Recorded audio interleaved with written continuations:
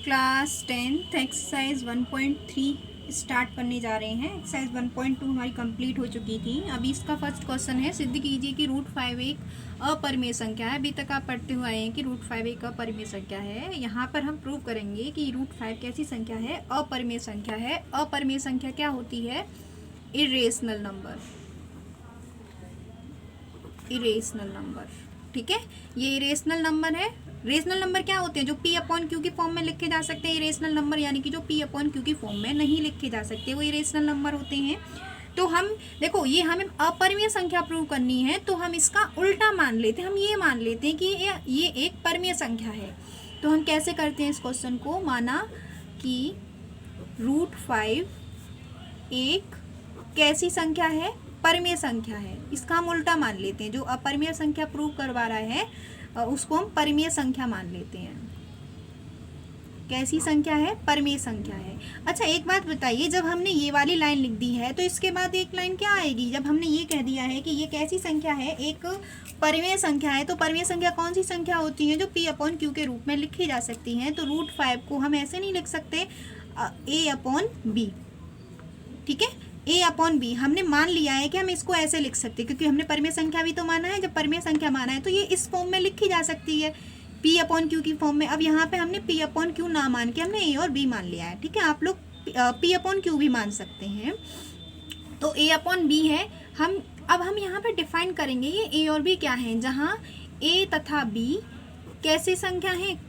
सह अभाज्य संख्या है। सह अभाज्य यानी कि को प्राइम संख्या है। अच्छा, सह अभाज्य संख्या क्या होती हैं? जिनका के HCF 1 होता है। HCF क्या होता है इनका? 1। वो संख्याएं कौन सी होती हैं? सह अभाज्य संख्याएं जिनका HCF 1 होता है। जैसे कि अगर मैं एक एग्जांपल दूं कि अगर मैं 2 और 3 लेती हूं तो इनका HCF क्या आएगा? आप सभी जानते हैं इनका HCF 1 आता है।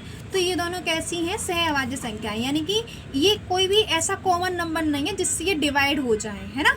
HCF का मतलब ही क्या होता है कि वो जो HCF आता है वो उस नंबर को डिवाइड कर देता है। जैसे कि मैं 8 और 6 की बात करूँ तो यहाँ से 2 4 जा 8, 2 2 जा 4 और 2 1 जा 2, और यहाँ पे क्या आएगा? 2 3 जा 6 और 3 1 जा 3। तो कॉमन क्या आ रहा है? 2 आ रहा है। तो यहाँ पे ये HCF क्या है? इसका 2 है, यानी कि ये 2 से दोनों नंबर डिवाइड हो जाएंगे। इसका मतलब ये होता है हाईएस्ट कॉमन फैक्टर का मतलब। तो यहाँ पे ये क्या है कि ये सिर्फ 1 से ही डिवाइड होंगे, इनमें कोई भी कॉमन फैक्टर नहीं है। तो आपकी समझ में आ गया होगा। तो यहाँ पे HCF इसका 1 है, लेकिन हमें ये परिमेय संख्या नहीं प्रूव करनी, हमें ये अपरिमेय संख्या प्रूव करनी है। तो अभी तो हमने ये माना है कि सहअभाज्य संख्या और इनका HCF 1 है। हम दिखाएंगे क्या इसमें? आगे का हमारा प्रोसेस क्या होगा? हमारा प्रोसेस ये होगा, हम ये दिखाएंगे इसमें कि इसका ये 1 से ही नहीं डिवाइड हो रही है, एक और नंबर से डिवाइड हो रही है, 5 से भी डिवाइड हो रही है। जब ये एक और नंबर से दोनों ही नंबर डिवाइड हो जाएंगे तो इनका HCF तब 5 हो जाएगा, 1 नहीं रहेगा डिवाइड। अब अगर कोई नंबर, ये दोनों नंबर 8 और 6 2 से डिवाइड हो रही है, इसका मतलब क्या है कि इनका HCF 2 है। इसका HCF 1 है क्योंकि ये सिर्फ 1 से डिवाइड हो रहे हैं। हम ये दिखा देंगे कि A और B जो हमने सहअभाज्य संख्या मानी थी वो सहअभाज्य संख्या नहीं है। और सहअभाज्य संख्या नहीं है वो कैसे बताएंगे? कि इसका HCF जो हमने 1 माना था, यानी कि ये सिर्फ 1 से ही डिवाइड हो रही थी, ये एक और नंबर से डिवाइड हो रही है, इस वजह से सहअभाज्य संख्या नहीं है। तो हमारा जो कल्पना है, हमने जो मानी है कि परिमेय संख्या है, वो गलत हो जाएगी। ठीक है, तो अभी हम क्या करेंगे कि अब हमारे पास क्या है? हमारे पास √5 = A/B है।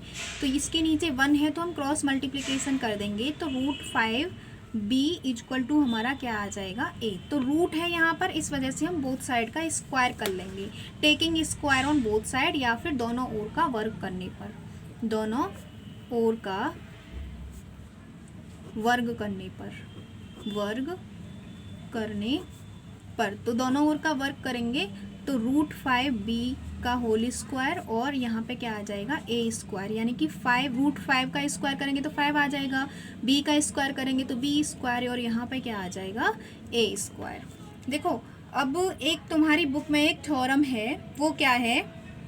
देखो, यहाँ से हम ये कह सकते हैं कि A² 5 से डिवाइड है, A² 5 से विभाजित है, A² इज डिविजिबल बाई 5, विभाजित है ना। देखो, 5 को इधर लेके आएंगे तो 5 से इसमें ये डिवाइड, ये दोनों मल्टीप्लाई में तो डिवाइड में आएंगे, तो हम ये कह रहे हैं कि ए स्क्वायर 5 से विभाजित है।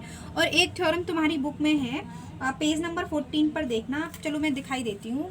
ये थ्योरम ये कहती है, देखो यहाँ पे लिखी हुई है ये थ्योरम, कि मान लीजिए कि p एक अभाज्य संख्या है, यदि p a स्क्वायर को विभाजित करती है, p जो है वो a स्क्वायर को विभाजित कर रही है। देखो यहाँ पे ये मल्टीप्लाई में है ना, तो 5b स्क्वायर, तो ये a स्क्वायर को विभाजित कर रहा है ना 5, तो ये अभाज्य संख्या है 5 विभाजित करती है, तो p a को भी विभाजित करेगी। ये थ्योरम ये कहती है ना, a को भी विभाजित करेगी, यानी कि स्क्वायर को विभाजित कर रही है तो वो a को भी विभाजित करेगी। तो हम ये कह सकते हैं कि 5b square is equal to a। तो 5 हम यहाँ ये कह रहे हैं कि a 5 से विभाजित है, तो हमने यहाँ ये दिखा दिया कि a 5 से विभाजित है। और मैंने तुम्हें पहले ही बताया था कि हम यही करने वाले हैं कि दोनों संख्याओं को हम ये दिखा देंगे कि a और b दोनों 5 से विभाजित हो रही हैं, तो यहाँ इनका HCF 1 ना होके क्या हो जाएगा 5, है ना। तो अब यहाँ पे हमने ये दिखा दिया कि ये क्या है 5 से विभाजित है। अब देखो हम इसको इक्वेशन फर्स्ट मान लेते हैं, ठीक है। किसको, ये जो हमने बताया है ना कि ये 5 से विभाजित है, इसको हम इक्वेशन फर्स्ट मान लेते हैं। तो अब एक बात देखिए, चलो ठीक है, इसको इक्वेशन सेकंड मान लो और ये जो दे रखा है इसको इक्वेशन फर्स्ट मान लो, कोई दिक्कत नहीं है। तो अब हम क्या करें, देखो b स्क्वायर है, तो अगर हमारे पास 2 का स्क्वायर होता तो हम उसको 4 लिख देते, अगर हमारे पास 3 का स्क्वायर होता तो हम उसको 9 लिख देते, 4 का स्क्वायर होता तो उसको 16 लिख देते, तो यानी कि एक नंबर लिख देते।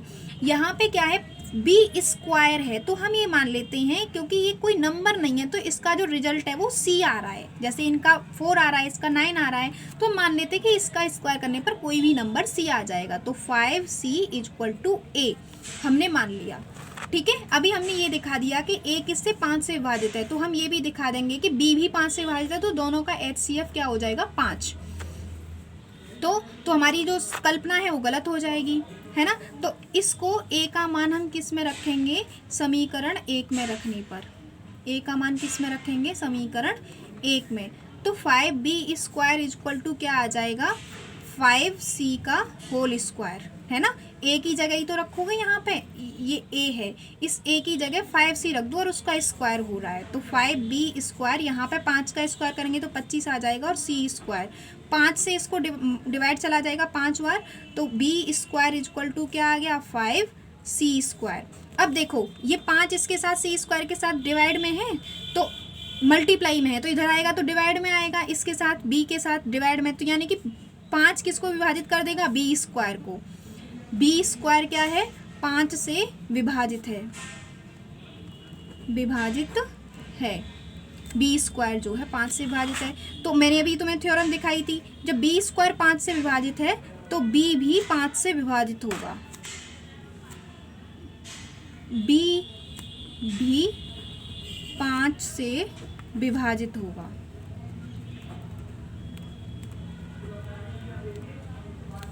है ना। तो हमने दोनों बता दिए, तो अतः a तथा b दोनों ही 5 से विभाजित हैं, है ना। तो इनका HCF क्या आ जाएगा, किसका, a और b का 5 आ गया, तो a तथा b सह अभाज्य संख्या नहीं है,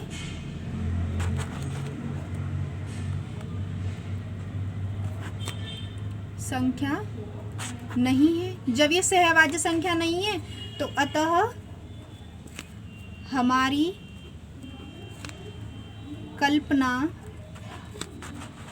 कौन सी कल्पना, कि √5 एक परमीय संख्या है,